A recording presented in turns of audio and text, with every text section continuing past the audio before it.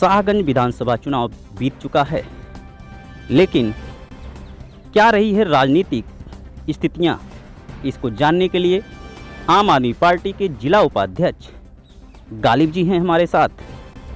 आखिर क्या रही है समीकरण शाहगंज में, हम जानेंगे और समझेंगे। गालिब जी भी यूथ कॉर्नर में आपका स्वागत है। नमस्कार, जय हिंद साथियों। मैं आपका ये कह रहा था कि आम आदमी पार्टी उत्तर प्रदेश में आप कहाँ देखते हैं? जी, इस वक्त हम अपने आप को बहुत मजबूत देखते हैं। आपने देखा होगा, चाहे वो लोकसभा का चुनाव, विधानसभा का चुनाव हो या चेयरमैनी का चुनाव हो, हमारी अच्छी खासी सीट आई है और यहाँ की लगभग 70-80 सीटों में उत्तर प्रदेश में जो है हमारे जो है लगभग 6000 लोग मेंबर हुए हैं और हम बहुत मजबूती से चुनाव लड़े हैं। पूरे भारत में दिल्ली दोबारा सरकार बनी, पंजाब, उसके बाद भी दिल्ली पे हावी है आप।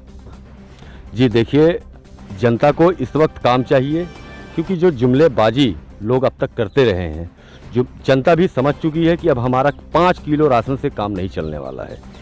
अब उसको काम चाहिए और काम के नाम पर केजरीवाल जी का डंका दुनिया में बज रहा है। आप ये चीज़ देख रहे होंगे कि काम के नाम पर दुनिया में केजरीवाल जी का डंका बज रहा है। इसलिए हमारी पार्टी काम की बात करती है, ना कि हवाबाजी और जुमलेबाजी से काम चलाती है। आप बोले तीसरी बार, ठीक है, शुभकामनाएं आपको जी। परंतु कहीं न कहीं दिल्ली बहुत जागरूक और शिक्षित इलाका माना जाता है, बाकी प्रदेश उतने शिक्षित नहीं। कहीं इसका मजबूरी तो नहीं आम आदमी झेल रही है? नहीं, इसकी मजबूरी देखिए, हम सच्चाई ये है कि अभी तक हम अपनी बातों को लेकर अपनी जनता के बीच नहीं जा पाए हैं। इसलिए आप इस पे हम अपनी विफलता मान रहे हैं, ना कि जनता की। जनता को जब हम उनके घर पे पहुंचेंगे, बताएंगे कि भाई हमारी आम आदमी पार्टी बिजली फ्री दे रही है 200 यूनिट, तो जनता खुद जागरूक होगी। लेकिन हम अपनी कमी मान रहे हैं। और आप हमको मत बधाई दीजिए, ये हमारी दिल्ली की जनता को बधाई दीजिए, हमारी पंजाब की जनता को बधाई दीजिए। ये बधाई के पात्र है कि ये सरकार से अपना फ़ायदा उठाना चाहते हैं। जागरूक जगह, शिक्षित जगह की बात हमने इसलिए किया कि जहाँ पे शिक्षा का साक्षरता ज़्यादा नहीं है, कहीं नहीं कहीं वहाँ जाति समीकरण आ जाता है जी, जिसको लेकर बिहार सरकार ने अभी जाति समीकरण किया। तो उत्तर प्रदेश बहुत बड़े क्षेत्रफल में है, यहाँ कई जातियाँ हैं, कहीं न कहीं गुट भी मामला आता है, तो इस पर आप क्या कहेंगे? देखिए, जहाँ तक जातियों का सवाल है, आज तक चाहे वो हमारी कांग्रेस पार्टी हो, चाहे वो भाजपा पार्टी हो, या सपा हो, बसपा हो, जितनी भी पार्टियां हैं, सब कहीं ना कहीं जाति को लेकर ही चुनाव लड़ती हैं। लेकिन देश में मात्र एक आम आदमी पार्टी ऐसी है जो शिक्षा, रोजगार, स्वास्थ्य, बिजली और जनता की मूलभूत समस्याओं पर बात करती है।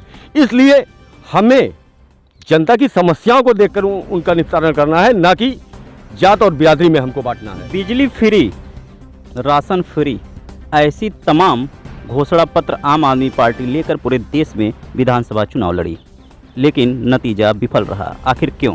नहीं, नतीजा हमारा विफल नहीं हुआ। अगर नतीजा विफल होता तो आज हमारे पास जो कई लाख वोट हमको मिले हैं, वो जनता ने विश्वास करके हमको वोट दिया है। जनता ने हमारे ऊपर विश्वास किया है।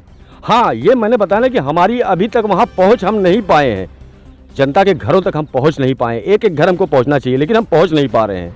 अच्छा, विज्ञापन का हमेशा दाग लगता है, विपक्षी लगाती रहती हैं केजरीवाल के ऊपर। ऐसे में आप इस आईटी के ज़माने में अगर आप कहें कि मैं सबके पास पहुंच नहीं पाया, बार बार आप ये कह रहे हैं, इतनी मजबूरी क्यों? जी देखिए, बार बार पहुंच नहीं पाया क्योंकि हमारे अंदर कमी थी।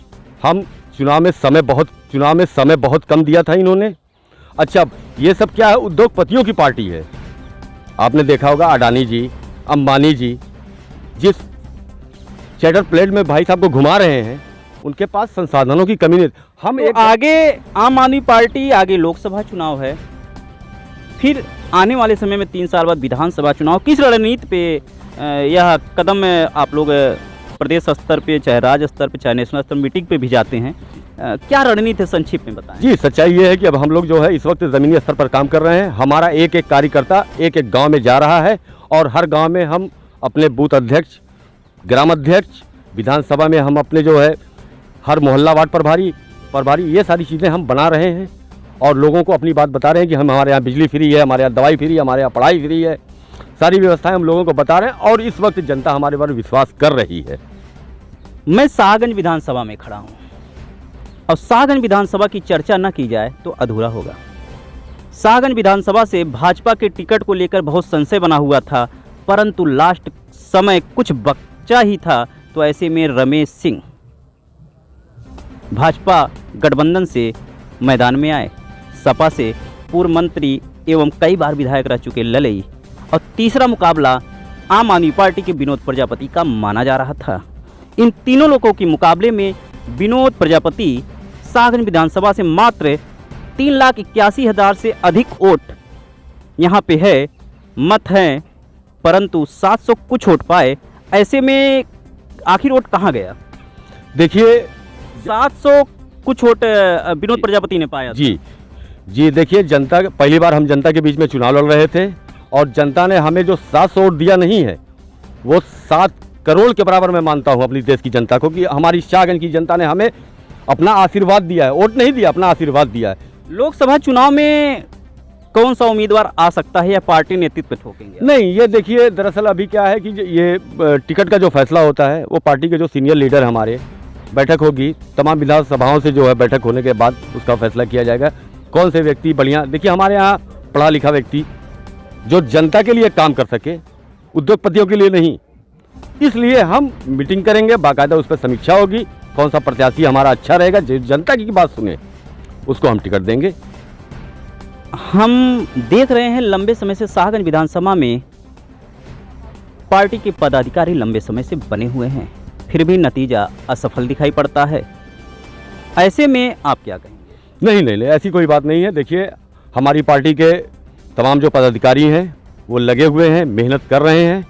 हाँ, ये है कि हम अभी बहुत सी सारी संसाधनों से हमारे यहाँ क्या झूठ नहीं बोल पाते हम लोग, इसलिए जो है, जैसे आप देखे होंगे मोदी जी के अभी विकास की बात आप कर रहे थे, संसाधन की बात, प्रचार प्रसार की बात कर रहे थे। दिल्ली में मेट्रो ट्रेन पे आप देखिए तो प्रचार किसका होता है? मोदी जी का। आप ट्रेन में चले, एक गांव के किसी घर पे आप चले जाइए, वहाँ भी आपको मोदी जी का ही प्रचार मिलेगा। 5 किलो वाला जो चना और राशन देते हैं मोदी जी, उस पर आप झोला भी देखिए तो मोदी जी की तस्वीर छपी रहती है। तो इसलिए देखिए, हमें इससे बाहर निकलना है। हम शिक्षा की बात करेंगे, पढ़ाई की बात करेंगे, कौन वो हमारे बच्चों को देकर भविष्य बदल सकता है उनका। राशन तो यार हम किसी को दे सकते हैं, लेकिन उससे उनका भविष्य नहीं चेंज होगा। देश हमारा कब तक तरक्की नहीं करेगा जब तक उसके बच्चों के हाथ में एजुकेशन नहीं होगी। इसलिए हम आज जो आप उत्तर प्रदेश जो कह रहे हैं पीछे है, वो यही है, इसी वजह से पीछे है, क्योंकि हम एजुकेशन उनको नहीं दे पाए अब तक। और वो चीज़ सिर्फ एक ही बंदा बदल सकता है, वो सिर्फ मात्र केजरीवाल जी। विधानसभा चुनाव आता है तो कहीं ना कहीं सत्तारूढ़ जी निर्वाचन आयोग जरूर बदलियां कर देता है, कहीं ना कहीं प्रशासन क्या फिर भी दबाव में रहता है? जी देखिए, इस वक्त तो पूरे हिंदुस्तान की जो चुनाव आयोग है वो दबाव में चल रहा है। आप देख ही रहे होंगे, मनमाना चल रहा है चुनाव आयोग भी इस वक्त। मैं क्या, मोदी जी के अटल बिहारी वाजपेयी जी थे, वो खुद उनके ऊपर लांछन लगाए चुनाव आयोग के ऊपर, तो आप उसको कहाँ से निष्पक्ष समझ सकते हैं? विधानसभा चुनाव के समय कोई फायर ब्रांड नेता आम आदमी पार्टी का शाहगंज विधानसभा और जनपद जौनपुर में नहीं आया, क्या इसका खामियाजा आम आदमी पार्टी का प्रत्याशी झेला? नहीं, ऐसी कोई बात नहीं है। हमारे अच्छे विधायक जो है जौनपुर में आए, हमारे प्रचार प्रसार किए, विधायक जी हमारे कई दिन यहाँ रहे, शाहगंज में भी हमारे आए, ऐसी कोई बात नहीं है। वरिष्ठ नेता आम आदमी पार्टी गालिब शेख ने कहा कि कहीं न कहीं जागरूकता की कमी के कारण अभी भी कुछ मजबूरियां आ रही हैं, जिसको तय समय के अंदर दुरुस्त कर लिया जाएगा। इसी तरह राजनीतिक खबरों के लिए बने रहिए उत्तर में। गोलू के साथ मैं शिव कुमार प्रजापति, शाहगंज।